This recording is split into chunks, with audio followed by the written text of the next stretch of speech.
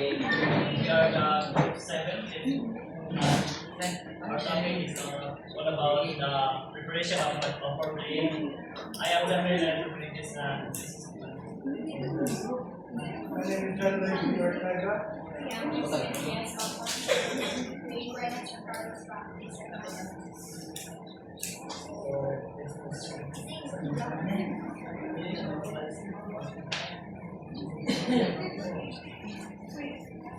So preparation for game. Game preparation is something that always needs to be taken first or seriously. Bear in mind that you must be prepared for the game both physically and mentally. So, why is it important? Ang importante man ang prepare sa ato ang kuwan physical and mental. It's because being physically prepared, it's getting your body primed to move. So, if itay ka na nadirang bulan sa masunod, physically prepared ka, siyempre maluwas sa mo kaya active ka. Then, sa mentally prepared, paano siya ka na maka-help mo para dili ka mapanik dito sa kanang kuwan sa kanang during the game. Kanang ina-engage ang kanang kuwan, kanang luwa, ang kanang or di kanang parehan mo kanang puntos. Then, siyempre ako pa na, hindi ka physical ka mentally prepared, siguro pa nung na opportunity nga naman. Para ito na noon, ibig nga, kailangan ito ang advantage para ito rin sa kalaban. The performance of the volleyball players depends on the way they choose how to prepare for the game. So, siyempre, depende siya sa panel, sa player, sa coach, kaya sa depende sila strategy, sa ilang plan sa kuha. Then, obviously, you want to get ready for the game of volleyball in the best possible way to work your confidence into the court. So, if mentally and physically prepared na ka, mag-put yung confidence kaya na kayo. Diyan sa iyong pagalingon niya, kaya hindi ka hinahanap. Then, this will allow you to increase the chance of winning. So,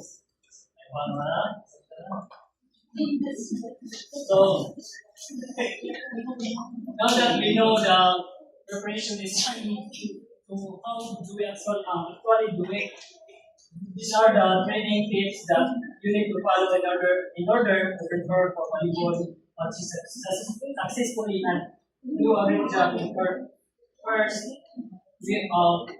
first is to create an effective pre-game preparation. First and foremost, you have to create a training program to which you have to stick when getting ready for a big set. When we say stick to that training program, dapat na yung consistency sa inyong daily routine. Kung 20, ready tayo na go up sa D1, 20 yung 4 months, sometimes for 4 months. Then sa day 2, dapat 20 po per day. Kaya yung program dapat ready. Then, stick to your routine. Stick to your routines each time you prepare for volleyball matches. Para sa game ganyan, stick to your routines. So, nag-depende siya. You may change your routines. Depends mo kung gano'n ka may improvements na di mo bitaw ka. Pero ganyan siya, kuhaan mo, dapat mong na-analyze routines. You may decide to make some changes to your pre-game routine if such a need arises. As a result, you will manage to build an effective volleyball pre-game preparation strategy that works well. So, the more you practice, the more chances to win. Okay, practice makes perfect.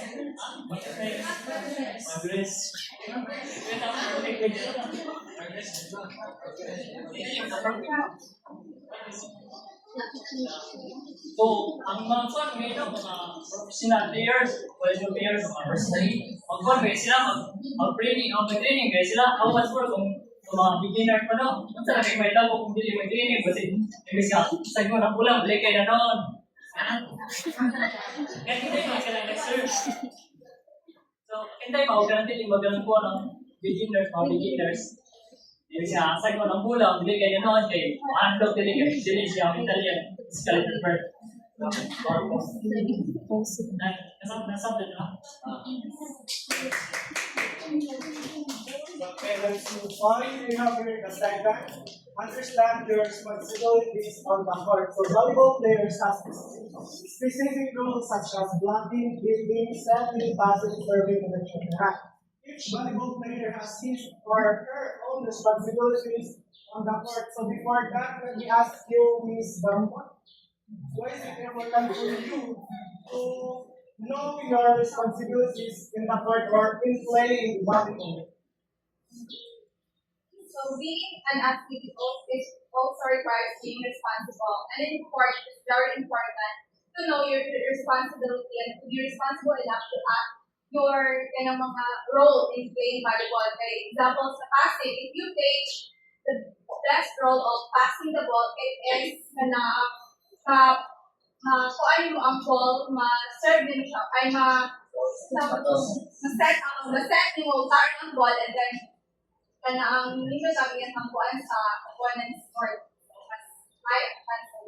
Okay, thank you, ma'am. So, you know that every player has specific rules, same as what I mentioned earlier. Then this helps you to your team to work better or perform better. And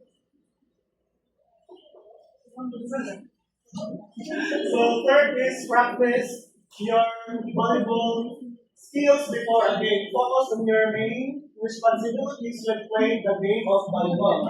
Practice your main skills before important volleyball matches. So yes, before the game, you need to master or develop your skills, and players should develop their main responsibilities in the court and improve them. So next is, can you please read everyone? If you are a center, and you need to focus on developing valuable setting skills. If you are a blocker, you need to focus on developing blocking skills. So I'm not going to explain it further since it is already understandable and self-explanatory. Okay?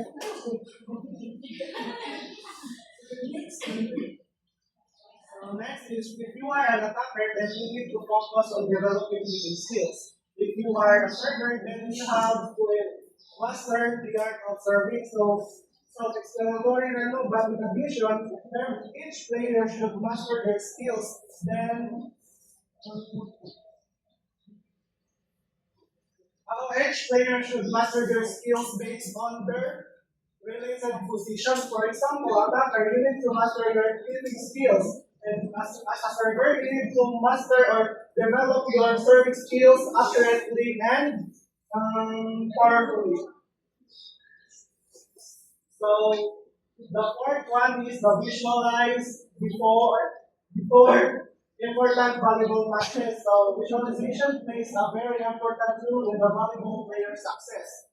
Use the power of mental imaginary to get ready for important volleyball matches. So for short, visualization is very important because it helps you to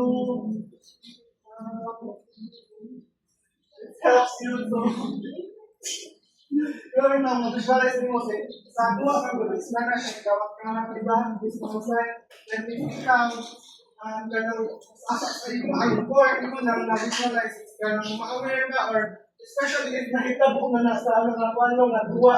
And instead na katugtag ka mga dasa most part na siya is instead na mo yan na ito sila is nang nag-time sila na anytime pwede ko niya buhat ng balik. So when visualizing, you should imagine how to move on the court. You should imagine your opponents as well. Then nakabantay mo if in every game is nanailay man siya separate man sa both team. Then as what you observe, if ka bitaw in-listen bitaw nila sa bola, is kung sila na ako probably bitaw na mag-ilog sila. Then imagine how they communicate and interact with their teammates on the court and etc. When visualizing, you should always imagine good outcome of the game. So the fifth one is the most important thing for volleyball. So the fifth one is eat the right foods before volleyball competition. Sakto ba? Sumaman ba ng mga players o mga healthy ba or not healthy ilang mga So the first rule is eating healthy can help volleyball players perform much better and achieve more successful results in the sport. That's why it's so important for volleyball players to eat the right foods all the time. So volleyball players need to choose their food carefully before playing. Right? Kaya if dili kita may nang mawalan kag energy para makalimang tao, wali junk foods. Wala pa ang place nila magtawag junk foods. So may meta po, taas ng sugar, basta yun na. And then, it's incredibly important for volleyball players to eat easy to digest, carbohydrate, rich foods as well as low-fat foods, and protein-rich foods provide volleyball players with the energy that they need. So dapat nga ka ng light and easy to digest o ilang karton like sa aquariums are rich in carbohydrates like rice, bread, or pasta. And then for the muscle strength, like fish, eggs, So,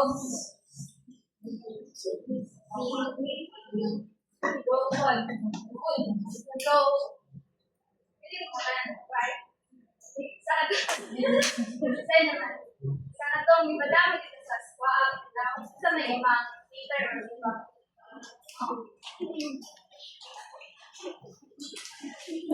So, gusto niya, gamit ko lang is ka ng eggs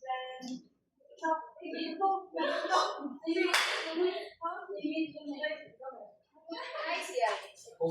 Rice then I need then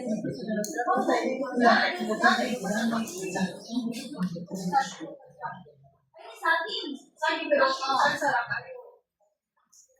ano mga pagkaon kay kanang easy to digest food like for example, starchy carbs like bread, pasta, apples, and banana, mga vegetables, eggs, meat, or rice. So, mga na kanang medium na kanang ito itong tiyan to digest or mga light meals kay tao.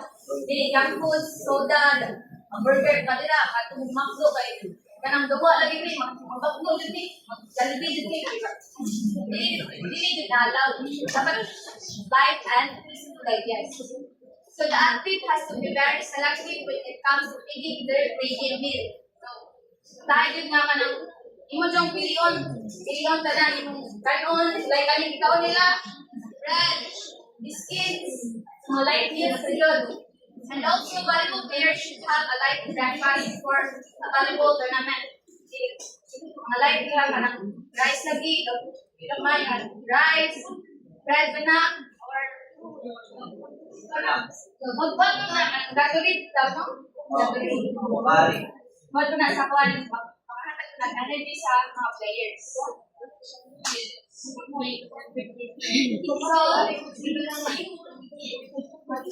The next one, drink enough water before volleyball game. So very important in playing volleyball, diba?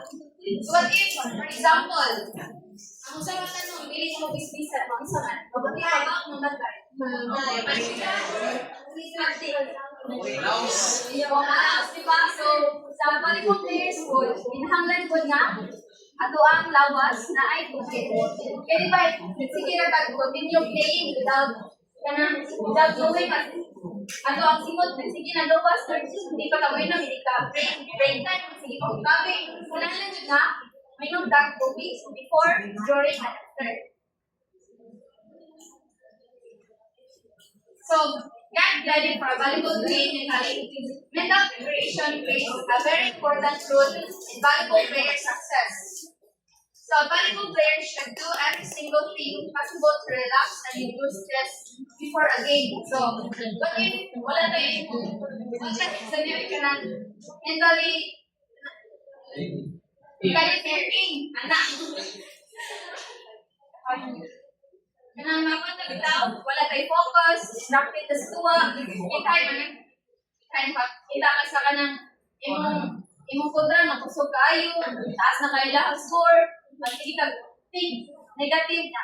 Hindi ka mag-think ka, positive na. Dapat mo ni nako dapat dapat ka ng nato skills na ipakita kita or mahatag sa kung katim nga kanang madaog bitaw ni na itahay po nga kanang dapat yun na focus na dili ka distracted sa game like yung tawag crush what is so man na ako kawalan mo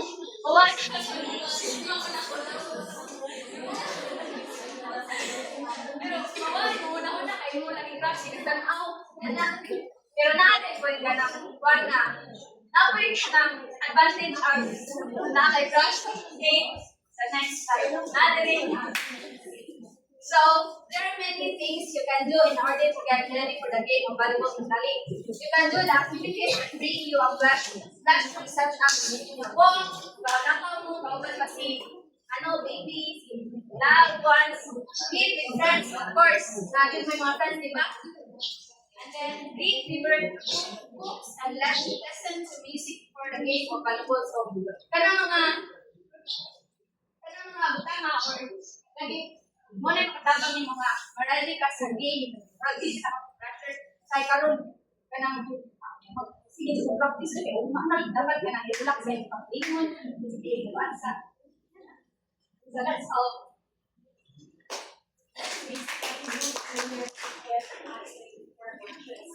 Sleep is very important for every player. So, di lang kay party siya sa pagkaway, also party siya sa preparation for the game.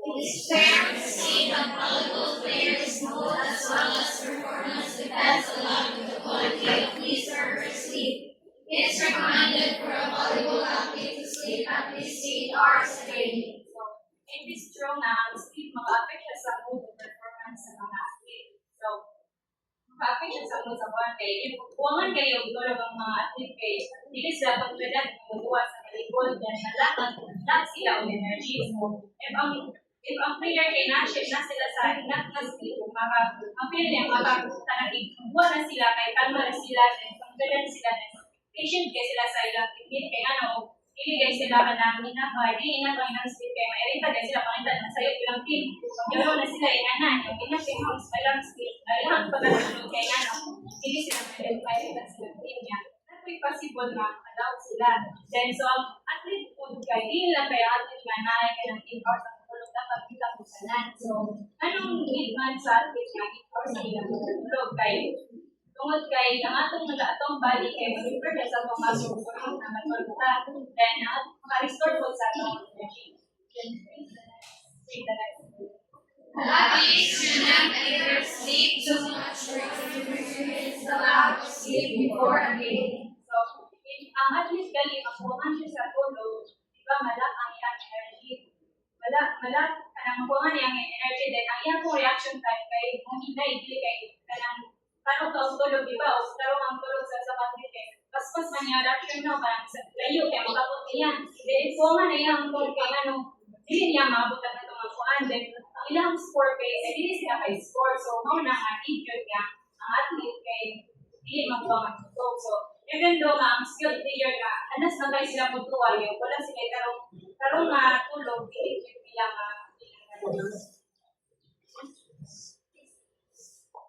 If an athlete doesn't get enough sleep, then he or she will have energy and will not be able to perform well on the court. Sleeping too much can positively affect volleyball players' performance, so try to wake up earlier. So, parang ba nga, in ang player po nga na masagraan na ilang pagkatulog, ang ilang lawas kay Albert, kapoy ang ilang lawas, then napoy ka ng mabipong sila, then mo na yung makapos ka, hindi sila matalo o perform sa ilang pagkuha. Then, o ang players po, sa iyo silang matanan, makatalong ni siya, kaya ilang minutes kayo. Kanagaling na sila enough time para warm up, then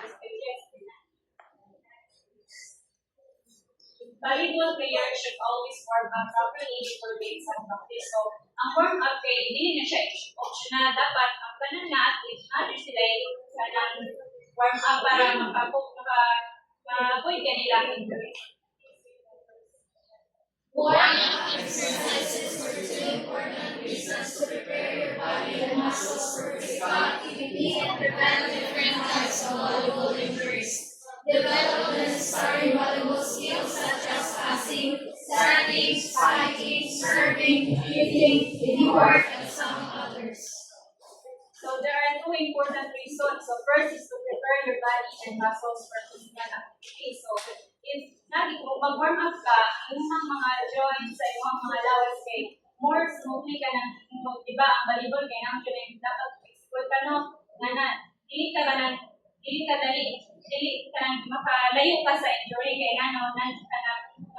proper ka o proper ka o execute sa kanang warm up. Then ang imong kung body temperature kay raise yan, then i-increase ko siya sa blood flow sa imong muscles. Then next is to prevent volleyball injuries. So we all know na volleyball kay dapat na siya jumping na quick reaction phases niya. Balik ng stop. So if dili mo matalo kung kanang sikit gay ang kanang mga warm up phase. Maka-cause na siya injuries, like for example kanang sa imong joint sa imong tail kanang movies kay siya man ang then ang imong control kay kanang mapangos, then ang imong shoulder kay normal siya mabitin ba.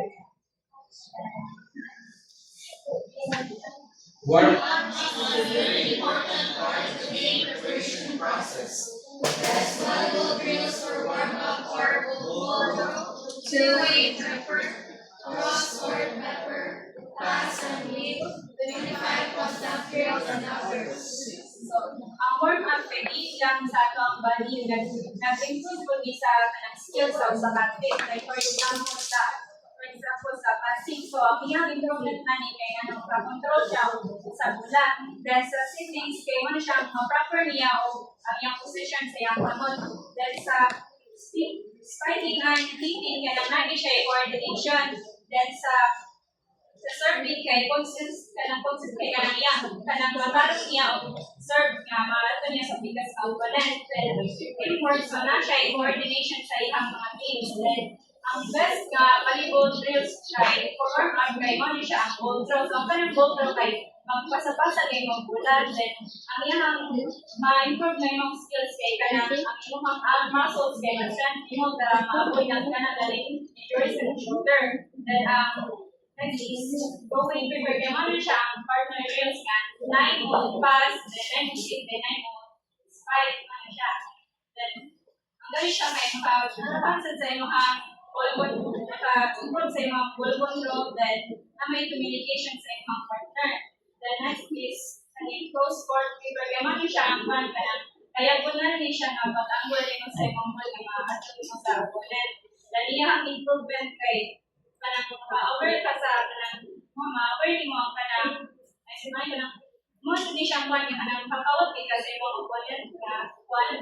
Then next is pass and win kay mo siya ang kanang ang kanina volleyball ayan kay mo siya ang kanang pasa ka sa bola then balik ka sa line na direction. Then next is 25 contact drill kay mo siya ang ang each players kay dapat kanang sila nga kanang musaw kay sila nga 25 ka na sa dali mataas ang bola sa ground. Then next is then warm up exercise for your body.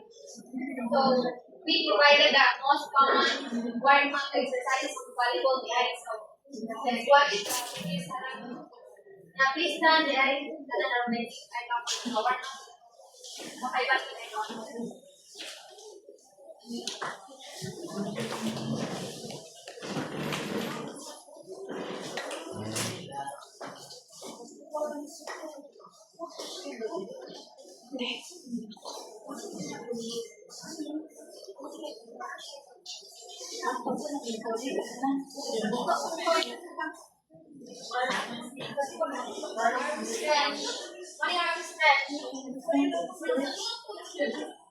ayun na yung kung saan nag-report ka, wala pa yung nakuha ng